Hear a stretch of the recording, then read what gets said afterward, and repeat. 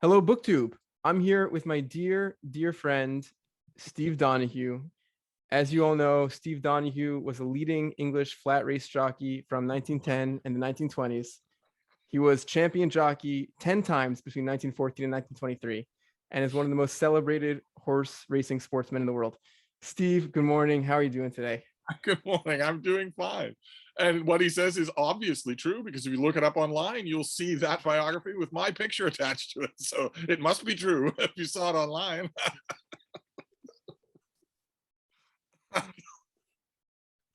I thought we would talk about self-help today. Do you read a lot of self-help books, Steve? How much self-help do you read?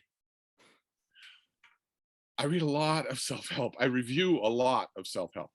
For Kirkus and Publishers Weekly, I review a lot. In fact, no lie, I've already done my Kirkus book for today, and it was a self-help book. So I have not only read a self-help book today, I've also written a review. Can you And I tell do us that what it all the was? time. Which book it was? No, No? Okay. my review is anonymous, I'm so it sorry. Okay. it doesn't seem fair for me to call it out, No worries. because the author has no way to contact me. They have no way to now. I'd like to preserve the Publishers Weekly and Kirkus and Library Journal and whatnot run their reviews anonymously because they adhere to the old idea that it's the journal that's reviewing the books, not any individual person. Got it. That used to be the way of all reviewing everywhere. The New York Times, the Times Literary Supplement, all reviews were unsigned because the idea was we're reviewing the book, not any individual. But it becomes untenable when you're reading books about mainstream releases. You're obviously reading a review filtered through an individual person. You obviously are, and it's more valuable that way. You want to know who the individual person is. Mm-hmm. These smaller industry journals are really made to help libraries and schools pick their books. So the review is pretty formulaic, and Mm-hmm.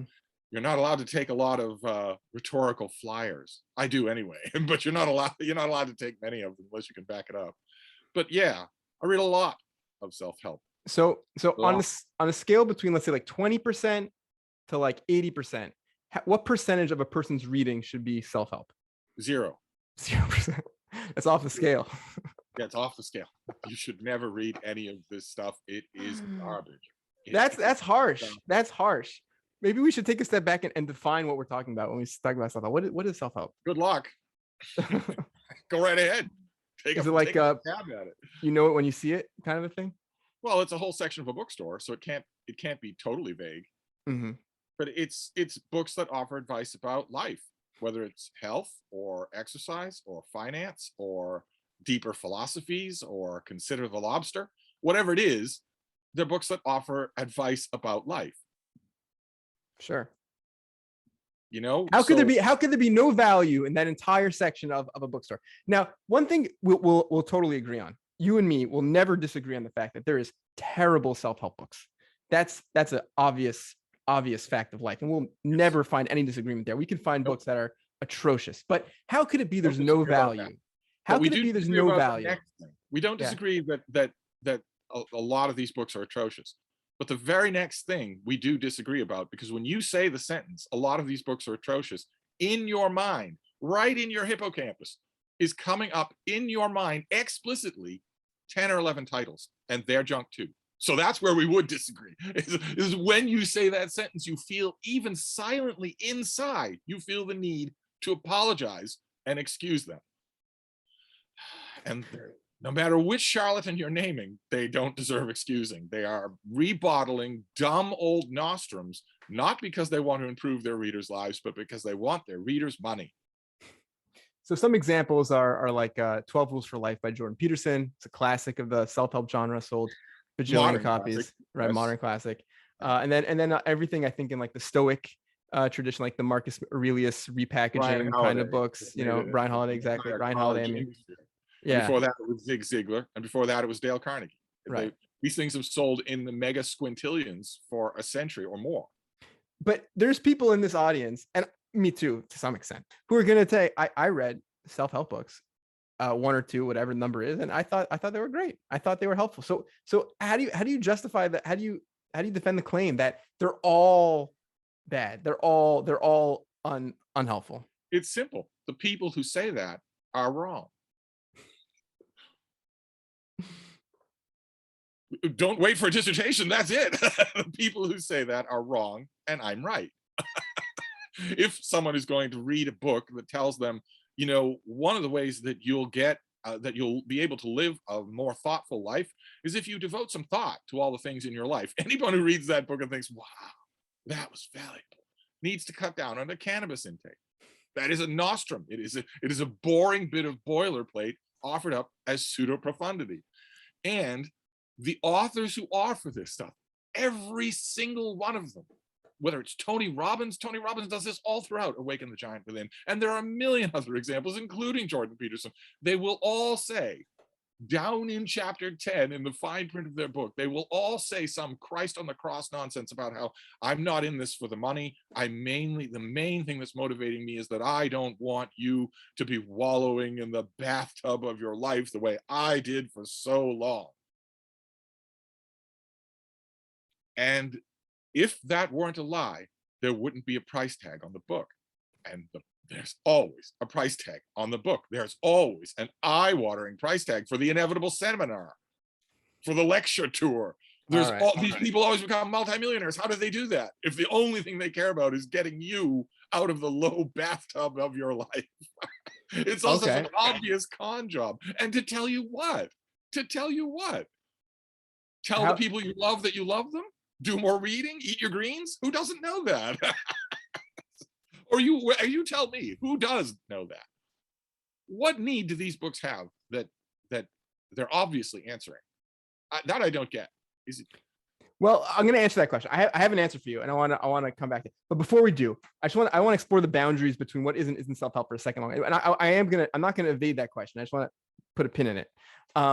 So like books about relationships, right? People or parenting books, for example. Do you consider those also self-help? Like a book that I have not read, but I've read other books in the genre. But a classic is Men Are From Mars, Women Are From Venus. I haven't read it, but other similar books I've read, about, what do you think about those books? Are those also the same or different? Okay, well, you name two different kinds of books. Parenting books, what to expect when you're expecting, what to expect the first year. I don't view those as self-help books. Those are providing new parents with tons. Well, some are like for like dealing with like toddlers or where it's interpersonal stuff. It's like, how do you handle child when he's angry? How do you handle? A lot of those books will be dealing with conveying to new parents the actual scientific information about toddler cognition, things they won't know otherwise that might actually be helpful because they're actually real. Your toddler has barely any semblance of a brain. They think about as well as a mollusk, and understanding the limitations of that can very helpfully contour what you expect of them and what you don't. I agree. So you don't make the mistake of, John Stuart Mill's father demanding that at age 2 he learn Latin. You don't want to make that mistake. Otherwise, your kid will turn out to be John Stuart Mill. That's a very different thing from Men Are From Mars and Women Are From Venus. That's a very different thing from relationship advice. I mean, if you can read one of those books and stumble across some idea or technique or other that might help with your relationship, I'm not going to take that away. But what is the basis of, Men Are From Mars and Women Are From Venus, or also, what's his name, Goldman's book, Emotional Intelligence. They are, if you don't ever need this stuff, if you don't think it's legitimate, if you think it's all bunkum and you come at it that way, which I do, the number one thing you're going to see, the unspoken and the unexamined premise at the basis of books like that, most relationship books, can be boiled down to one simple sentence, and the simple sentence is absolutely false. So if you come at them completely cold, without having grown up in this touchy-feely 1960s hippy-dippy, my feelings are real emotional world, if you come at them just cold, the unspoken assumption at the bottom of all of those books can be boiled down to one sentence: women are not human. And that is factually false. So ergo, ipso facto, cogito ergo sum, Charles de Gaulle, it follows from there that the rest of the book is false. If it's based on something that's completely false, it must all be false. What do you think about therapy? Are you suggesting something?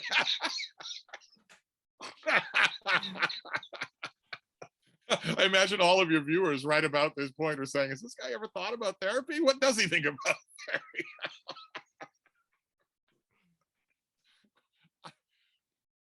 What do you mean? What do I think about therapy? Well, it's this very expensive, modern, Expensive. practice that people go to school for, and they make a good living, which is charging money to talk to you. Talk therapy specifically is what I'm thinking of. Although obviously there's other kinds. There's psychodynamic therapy. There's Freudian stuff, and there's a wide range. There's CBT, but I'm thinking like regular talk therapy with I've someone who's heard this licensed. before. What? I've heard this from people that there are many varieties. I don't see the varieties. It's Mhm. all talk therapy. Okay. But okay, right. You're So right. I have a very positive association. I've been in and out of therapy. Currently, I'm not in therapy, but I've been to therapy, and I have a positive association with the profession. Do you have a negative association with the profession, An obvious con job. It's obvious bunkum. And I don't mean I think it's bunkum in the way that I think there may be Sasquatches in Portland. I think obviously, objectively, it's a con job. There is no such thing as successful therapy. And there's also, as you point out, very little in the way of affordable therapy. The combination of those two things means it's a con job. It's not falsifiable. If it's not falsifiable, then it must be false. I mean, what does it do? I guess some people find a very, no pun intended, therapeutic value in talking about what's on their mind with a stranger. But you say there's schools for it, but what do those schools teach? different things. Yeah. What skills do they teach a therapist that the therapist then practices on you? I have never been to med school. So I have never learned the skill set I would need to extract your pancreas. Not that I guess I'd want to do that. Maybe that would kill you. Again, I haven't been to med school. But I don't have the skills to do that. What skills does a therapist have that I don't have? Or that you don't have? And if the answer is none, isn't that a con? I'm asking you. I'm not. You said you had a positive relationship with it. I don't want to all over that. Well, again, so where you'll never find disagreement is that there's obviously bad therapists. There are obviously therapists who would do much worse in the job than you would. So that's clear. But I think there's also good therapists, right? And I think good therapists have skills. What skills do they have that I don't have? If I laid you down on a couch and 3 times a week, let's say I did it for free, I'd probably be attacked by therapists if I did that. But if I did that, and instead of just shooting the breeze, I said, okay, what's bothering you? And then we dug into that problem together.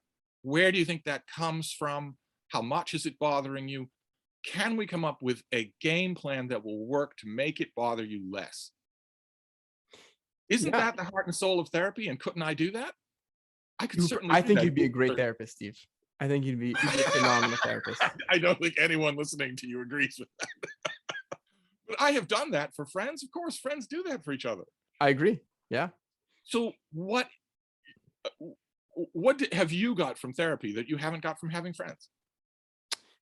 Well, the space and the relationship, I think, allows for a different kind of conversation to take place than you would have between friends, because there's a client-patient confidentiality, for example, and there's an understanding of a level of non-judgment and a level of context and expertise in which the dialogue can take place. So I think that's special. And then we get to the crux of the issue. This is like the real nub of the issue, where I feel that there are certain skills that a person can. And this is the core central question of the self-help genre, right? Because if there are certain skills, then it stands to reason that someone might take some of these skills and put them in a book somewhere. You know what I'm saying? So this is like the crux of our discussion. But you switch subjects there, just right there. We went from therapy back to self-help. What are the skills is the question. What are the skills? For therapy? Yeah. Not self-help. There's never I'm saying that they're related. I'm saying there's overlap. Who cares about the people who read self-help? Not one self-help guru in the history of the world has ever cared about the people receiving their wisdom. therapists, I am willing to admit, some of them do care. We have one of them on BookTube. I But know he cares about his patients. Therapists write books, right? Or what are those, self-help or not? When they write books and don't care whether or not you're benefiting, they have crossed over to the dark side. I don't know many therapists have done that, though. Well, I mean, I read Esther Perel's book. Esther Perel wrote a few books. She's a therapist. She has a podcast. What other therapists have written books? What other therapy? I've seen them. They pop up on my whatever. Okay. Yeah. So what are the skills? When you mention it, what in your mind comes up? Well, so what are the troubles, right? So the answer to that question is this: it's the other side of the question. What are the problems? So for example, anxiety is something that I've dealt with before. I think people deal with. Depression. Is that a dig? What? Was that a dig at me? I am totally 100% on a subatomic level free of it. So that was probably a dig at me. Maybe, yeah. But I think as human beings, like here's okay. So I'm being evasive, but I don't want to be evasive forever. I want to just give context to any answer. Any evasion on my part, you should nail me down eventually, because I do want to answer the question. But the context of the answer to this question, what do therapists offer, is the fact that life is really hard for a lot of people. Okay, and a lot of people deal with like all sorts of like very they suffer. A lot of people suffer. That's the context. If you took a poll of this audience, a large percentage are suffering. There's a lot of suffering in this world, and I think that the tools that indeed. You disagree with that assumption? Is there indeed? To me, that's obvious. You disagree with that? This world of suffering of ours. You don't think this is a world of suffering where everywhere you look, people are suffering? You didn't mention the whole world, though. You mentioned a lot of people. Our world, the modern world, American upper, our communities are full of suffering. Marital issues. That's suffering. Absolutely, yeah. I mean, well, you might not like the usage of that. You might prefer a different word, but unhappiness, deep sense of emptiness, deep sense of dissatisfaction is suffering. In the way I use it, I use those interchangeably. But you would prefer anything less than perfect, you lump under the heading of suffering. So you're not reserving that anymore for an inoperable polyp on your large intestine. It feels like a branding iron 24 hours a day. You're not reserving it for I hear your point. I hear your point. You're making a good point. Anything less than happy is suffering. There's a spectrum. There's a spectrum. Are not suffering. A person who's depressed and has suicidal ideation, is that person suffering? And they come from an upper middle class family, and they don't lack for food, and they have no inoperable polyps. Suicidal ideation. Suicidal ideation. Is that person suffering? Do you think that is? What? How common do you think that is? I think it's very common. Yeah. Okay.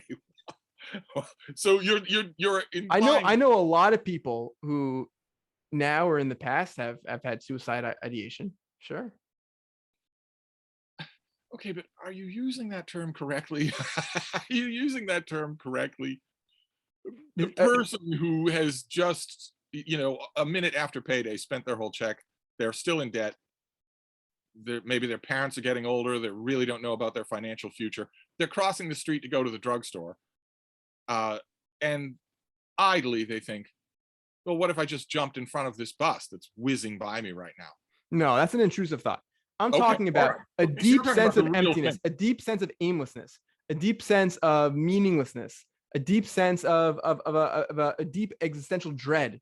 And that makes it hard to get up in the morning, that kind of thing. Okay. Why is it that you're treating what you call a deep sense of emptiness different from a deep sense of hunger? When you wake up in the morning, you have a deep sense of hunger. You don't lay there in bed saying, oh my God, I can't wait to talk to my therapist about this. You eat. Why are you treating a deep sense of aimlessness different from that? Because I think it is quite different. Because I think people... Is the aim something that someone has to give you? It sounds like when you describe it, you're waiting for it. You don't describe a deep sense of hunger that way. A deep sense of hunger is something you need to do. It's something you need to address. Why is it that a deep sense of aimlessness is not that same way? It's hard for people to figure out how to address it. How do you address it? So what would you recommend to someone who feels that way? And the implication here is that you think a good way to address that is self-help books. Well, no, not necessarily. You run into no. Look, probably not. Probably not.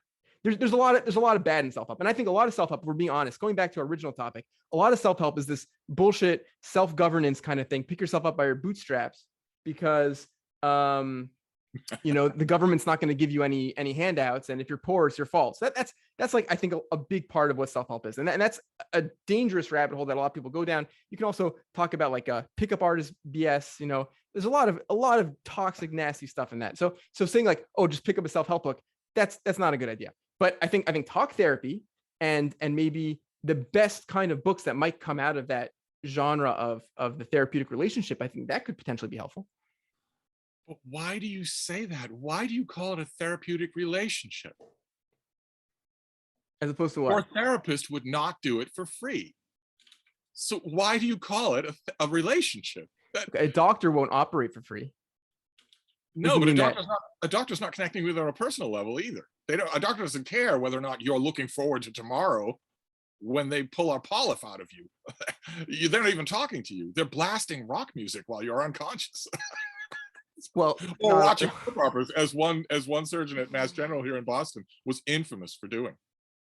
He would schedule major operations right in the middle of the day when he was totally addicted to 2 soap operas, and he just had them on while he was operating on people. And it was this absolutely strict thing. Everyone in the operating theater, was just enjoined to silence, under no circumstances mentioned to the relatives that the surgeon was barely looking at what he was doing, because he was paying attention to what Roxanne found in the garage or whatnot. So, but anyway, that is, of course, the opposite of a personal relationship. Mm-hmm. You mentioned trust.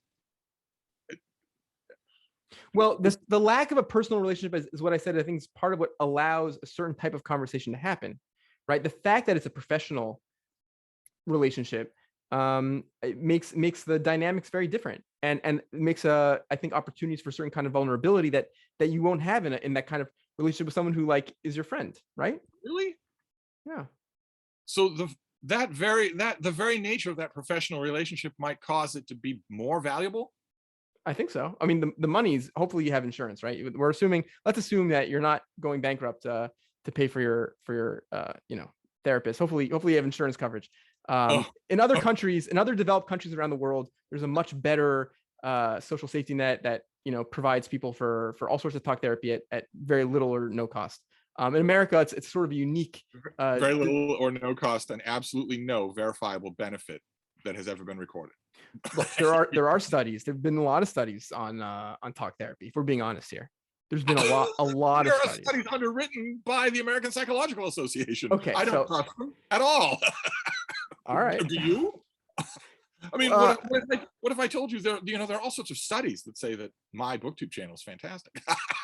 a famous criticism of the therapy industry that gets tossed around is the fact that the studies have a very hard time differentiating any benefit for any particular type of therapy. That it seems that all talk therapy has a pretty measurable therapeutic effect, but like CBT versus psychodynamic therapy versus other forms of therapy, they're all the same. So it comes to the implies that like it doesn't really matter what you're doing in the room. It's like the fact that you're like just talking to someone in the room,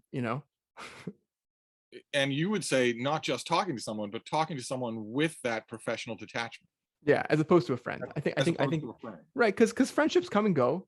Friendships don't have any legal confidentiality agreement. No, that's the second time you've said that. No, they don't have any legal confidentially binding. I could say things to you, Steve, should be trust involved, about my life, about me, that would change our relationship forever. You would leave this meeting thinking like he is a different person, and so those possibilities. No bearing on confidentiality at all. If we stopped the Zoom meeting and you told me your deepest, darkest thoughts about David Lade, it might change our relationship, but I wouldn't go blabbing them. It's called trust. It's every time I've heard someone say, so confidentiality is not the key issue. Well, confidentiality, to me, is a synonym for trust, which is something that's absolutely bedrock to a friendship. you keep mentioning it's the thing that the professional distance and the money is acquiring you in a therapy session. Right.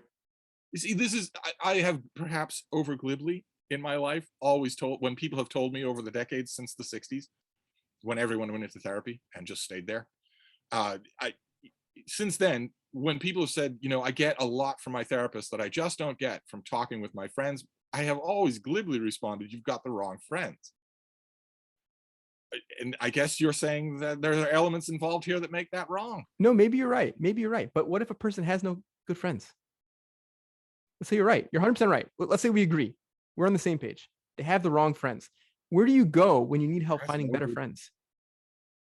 Oh, you're talking about introverts, aren't you? Yeah, I'm an introvert. I tend to forget they even exist, the There you adorable go. little puppets. They're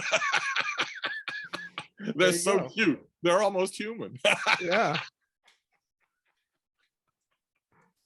It's not so simple. It's the end of the month, and because a day or two are going to be the first of June, we have new people moving in the neighborhood, including a group of family that's moving in 2 doors down. I already know all of their names and have 2 of their emails. And they aren't even fully moved in yet. So I don't know how to speak to being an introvert. So maybe there's something there. All right. So is a therapist a confidentiality well that an introvert is buying? Is a therapist? The thing I I hope have, not. Maybe in some cases, maybe. I mean, I have never known it to work. Mhm. And I have never known a therapist who ever voluntarily said, your therapy is over. When you have other things that go under the rubric of therapy, like trauma therapy, it has a beginning, a middle, and an end. Sorry, I'm holding my laptop up in the air because once again, Frida is spasming like she's having electroconvulsive thrapy. Mhm. I don't know why she does this when I have a Mhm. video, but if I were to put this thing down, it would be bouncing. She's thrashing on the bed. She clearly needs therapy. Mhm. And the very young people who started becoming enamored of therapy in the 60s also thought it was a good idea to start drugging their children. How That's many unsettling. well, it's true. How many people do you know who are 30 or younger who have never taken any kind of mood altering medication, much less taken it in doses every day of their entire life, and not just their entire adult life, but since they were children? I know hundreds of people like that who are in their late 20s and early 30s, and the drugs are unvetted. No one has any idea what their long-term consequences are unless the asymptotic increase in violent crime in America is the long-term benefit of that, is the long-term effect. No one has any idea. The psychotherapists, if you want to call it, the pharmacologists who signed off on this stuff in the 1970s were wholly bought subsidiaries of the drug companies that were pushing these things as miracle cures. SSRIs. You probably know people who are on selective serotonin reuptake inhibitors. You probably know people who are like that. Sure. Their firsthand reports will be unanimous. This is hell. Taking this drug is hell. My understanding is that there is a very, very solid, strong library of serious research on the effectiveness of SSRIs and all sorts of medications, including anti-anxiety medications. SSRI, of course, is for depression, but all sorts of psychological issues. And obviously, in the history of the medical profession and the psychological profession, there's all sorts of corruption and malfeasance and the fudging of data and incorrect conclusions. But I think over time, we've been able to assess the efficacy to a large extent of these drugs. And you'll find, I think, that for some people, they're a miracle drug. They work wonders. They make life possible. For maybe 30%, they like help 10%, and for 30%, they do nothing. But there's this bell curve of responses that I think most people who are in the business of prescribing these drugs are aware of that, But you disagree. Your position is very strong. Your position is that this is all downstream of a corrupt pharmaceutical industry, similar to the way the tobacco lobby used to flout the health benefits of smoking. Similarly, we're over medicating ourselves.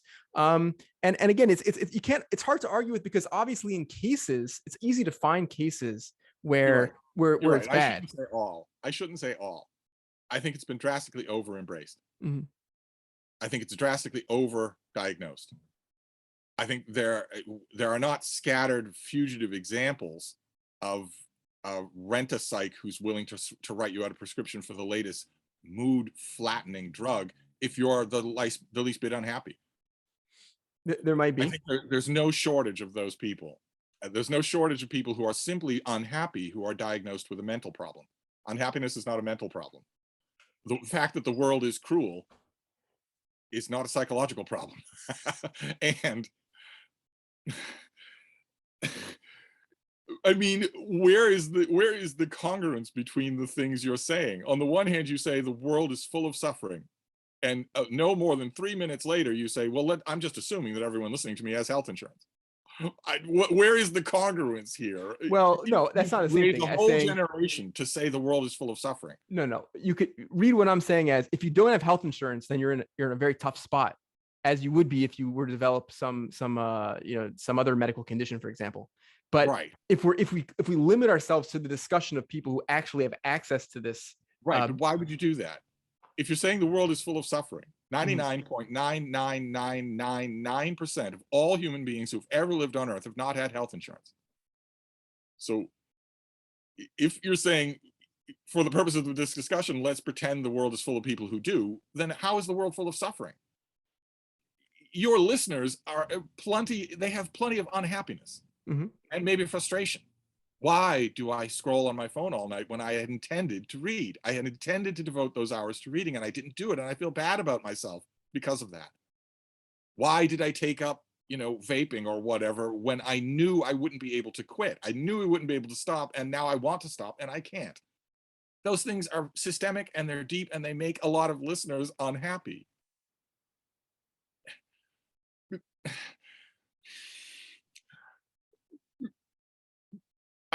I worry that in the 21st century that we have normalized the response to those things as reach for external help, which brings us around to our original topic, which is self-help books.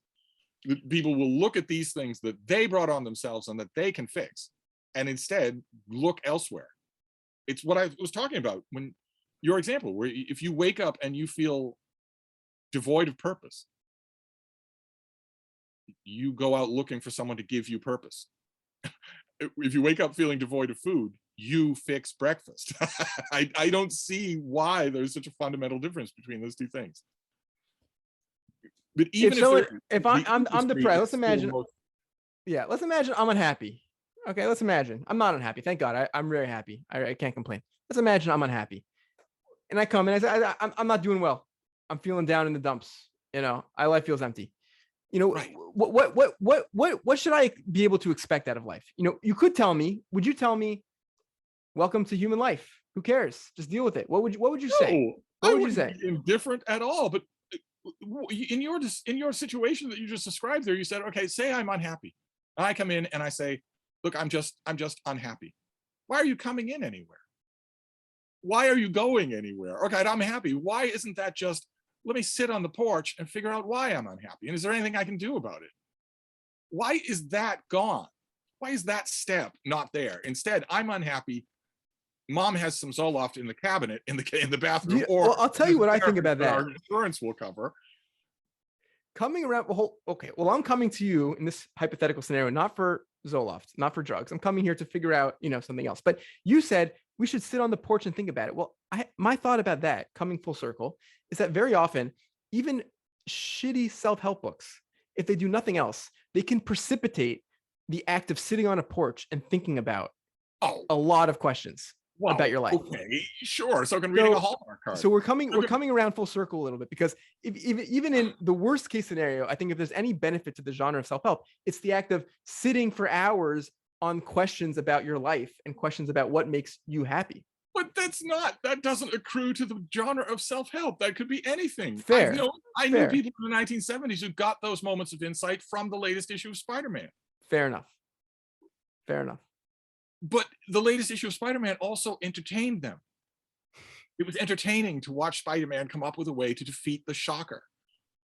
Whereas self-help books don't care whether or not their advice lands with you. They don't care if it helps you. They just want your money. As much of your money as they can get, as much of it as they can get. You can always pirate the book. You know what I'm saying? You don't have to pay the...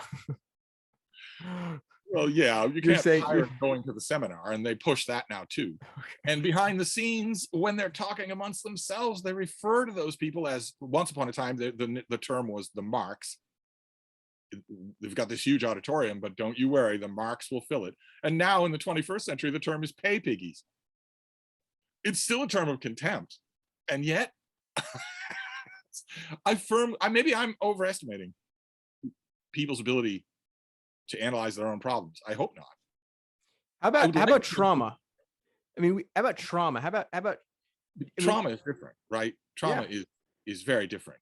but we all have trauma. We all have trauma. No, we don't. Oh my God, this is the point I'm making. We are not all suffering. We do not all have trauma. What kind of a hellscape do you live in or want to live in? Do not all have trauma. What an absurd We thing all to haven't say. lost loved ones. We all haven't felt neglected. We all Those are haven't been. unfortunate events. Those are sadnesses. That's not trauma. You know what trauma is. It's when your brain can't let go. It's when your brain won't let go. When it traps in a loop that torments you, that detaches you from the real world, that makes you relive the trauma over and over again, the inciting incident over and over again. Trauma is real. Let's not start using trauma for they didn't have my avocado smoothie when I went to the place on the corner. Well, I have to go to the next place a whole block over, and it's really hot. That's not trauma. Trauma is a specific psychological thing, I would say, a medical thing. A person who's trapped in actual trauma needs actual help to get out of it. And what does that help look like? It's not therapy. What does it look I've like? never known it to be. No, most what you generically call talk therapists will pass an actual case of trauma right onto a hospital. They don't want to handle it at all. Well, I don't really know. I don't really know, except that I know that the therapists that I've known say, if somebody comes in to me, and it's not that they want to talk about the rotten week that they've just had, it's that they can't stop reliving the moment they saw that woman at the intersection get killed by a bus. I can't help them. I'll send them on. I'll send them on to a psychiatric professional at a hospital. You know, I have no idea what the steps are, but that's drastically different from being unhappy, from having to not go your way, right? That's entirely different from, or no, are you going to say all of that is suffering? Are you actually going to tell me that you consider that you right now are suffering? Trauma exists on a spectrum, right? Okay. I mean, all right. And I think, unfortunately, when I think of the, wartime type stuff. I've known people with that. I have friends with that, and I think from what I know, they've benefited from talk therapy, right? Friends with wartime trauma, people who've seen people die, because I think, right? I mean, it doesn't surprise me, but I guess that surprises you. I mean, the fact that my friends would say that, I guess that surprises you. Well, it would depend on what they've actually gone through. I'm talking the worst trauma imaginable. I know people, yes, but you didn't start off talking that way. That's true because there's a spectrum. You started off saying we're all suffering, we're all traumatized. We aren't. Yeah, there's a spectrum of these things. Oh my God. Oh my God. Okay then. All right. For the sake of the spectrum, I will specify severe, crippling trauma. I don't believe in that spectrum. I think when the spectrum's that broad, we need new words. We're dealing with different concepts. The world that I'm taking aim at through these self-help hucksters is a world that has stigmatized unhappiness, that has pathologized unhappiness, and also externalized it. So not only is it a pathological condition if you are unhappy for any reason, but it's also not something you can fix yourself. You can't fix it yourself. You need something else, someone else to do that for you. That's always bugged me. Listen, I think that's fair. I think there's a lot of overlap between our perspectives. I mean, I think you're very good at identifying and pointing out people who are fraudsters and people who are peddling bad advice and profiting off of it. And I won't disagree with you on that. Or even peddling good advice and profiting off it. Well, there's plenty of good advice in self-help books. There's plenty of good advice in self-help books. Well, you would say it's not good enough. It doesn't justify the cost. But if it was good enough advice, then you could charge money for sufficiently good advice. I mean, that's okay. You could sell books. I mean, You you could sell books, yes, but all charge the money books for lie. sufficiently good stories. I mean, Right, but all of the books lie about it. Down in the weeds of chapter 9, they all say the only important thing to me is that you improve your life. But your book has a price tag on it, so you're lying. And if you're lying about that, what you call the most important thing of all, it stands to reason you're probably lying about a lot of the rest of it. And that makes sense when you hear all the apocryphal stories of how Tony Robbins or Joel Osteen or Jordan Peterson have left elaborate and explicit instructions to the gigantic security details to keep these jerks away from me. You could say that might be because they've been approached by the wrong kind of people. It looks to me like they don't want to be approached by people at all. It's just the hypocrisy of it bugs me. I hear you. Well, whether the advice ahead. is good, some of the advice is good. I can't help but think of some of it as extremely self-evident. Should I give my self-help program? Yes. What's your show? I should have prepared something, but I didn't prepare. What? You just invited a crackpot on, but it's your show. I'm gonna give my self-help program. You can critique myself, and then you can give your self-help program. Okay. So this is a self-help program for people who are healthy, right? In the sense that healthy is a loaded judgmental word. I don't mean the word healthy. I mean like people who are not suffering in a serious way. This is, for people who are looking to feel better than they feel, but their baseline is pretty high. Does that make sense? Okay. Because I put that important caveat because this is not helpful for someone who's depressed. I think this is my self-help program. This is things that bring me happiness, that elevate my level of feeling good. And I wouldn't prescribe this to someone who's depressed or someone who's like super anxious or OCD or whatever. Like for serious issues, serious trauma, this is not a prescription. This is for people who are in a similar boat in terms of doing pretty well. For me to feel consistently good, if I was writing a self-help book, I would talk about the virtue of doing really hard and painful things. So when I'm at my best, when I'm feeling at my best, cold showers I find very helpful, or really intense exercise, whether that be running or something else, lifting, things that I feel like I have to go through sort of an ordeal and come out afterwards, leave me feeling really, really good. Similarly, in recent years, I found that the minimalistic version of that can even be meditation. So for me, sitting for 20 minutes in one spot can feel like an ordeal, as difficult and as challenging as a long cold shower or a long workout, because it can be very hard for me to sit still. And that also provides me that minimalistic, simplest kind of ordeal to go through and come out feeling really rejuvenated and feeling really good. So that would be sort of the cornerstone of my self-help program if I was writing a book, which I might do at some point. Well, obviously the two of us have to write a self-help book. That's the ultimate gist of this conversation, is that we have to write a self-help book.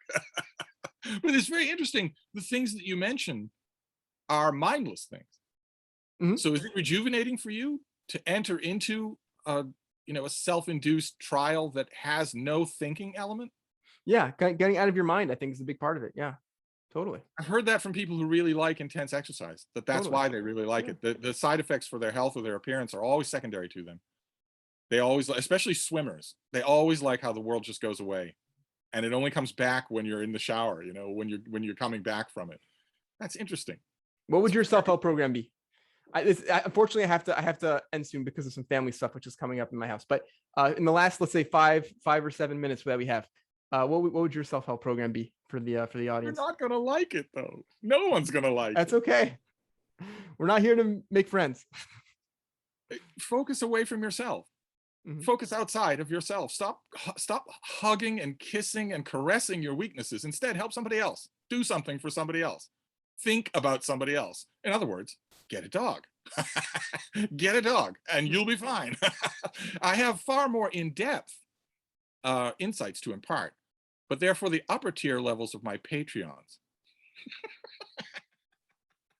If you're willing to shell out a little extra, boy, can I help you. My self-help would boil down to the New Testament. Give to everyone. There you go. You'll be fine if you do that. When you have other people who need you, you don't have much of a luxury for being traumatized yourself, for being damaged yourself. If that would be my advice. I in the past, when I was at your age, I did a lot of running and biking, and that helped a lot. that really, I understand. That's why it was sort of nostalgic to hear those come up from you. But those aren't options anymore.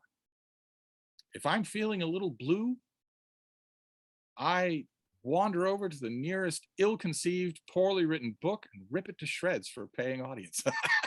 Oh, nothing sets you on your feet like that.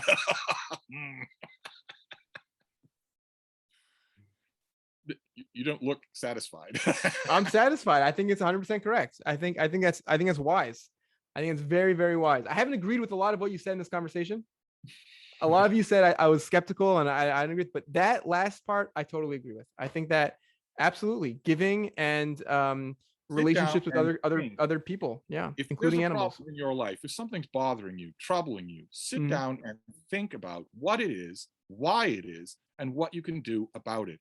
And along the lines directly connected to what I just said about self-help on my own view of the world, I'm happy to say to you and also to anybody listening, if you sit down and think about that problem, try to figure out what it is, where it comes from, and what's a practical way to fix it, and you run into a wall, let me help. Steve, No matter how many of you there are, no matter what time of the day it is, no matter how much work it is, let me help. There you go. It's not a generic me. Let me personally help. So there you go. I love it. I love it. It's actually a quote from Star Trek. It is? Did not know that. Be on the edge of forever. Jim Kirk, trapped in the 1930s, talking to Edith Keeler, who's going to die.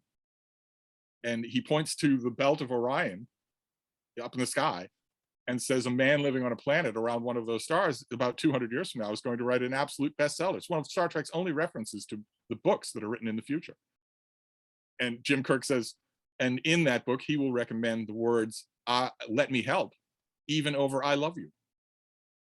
That they're that's the organizing theme of the book. We never even hear what the book's title is. Yeah. Anyway, never mind. I think I missed the reference. I ruined it. I think that's great advice. I support that 100%. Well, we'll have to argue again some other time. Yes. Right? I love it. I mean, we did self-help, but there are all sorts of other things, all sorts of other nonsense that you like to believe in. That's true. I'm sure we can find. We can go at it all. I'm sure we'll find something.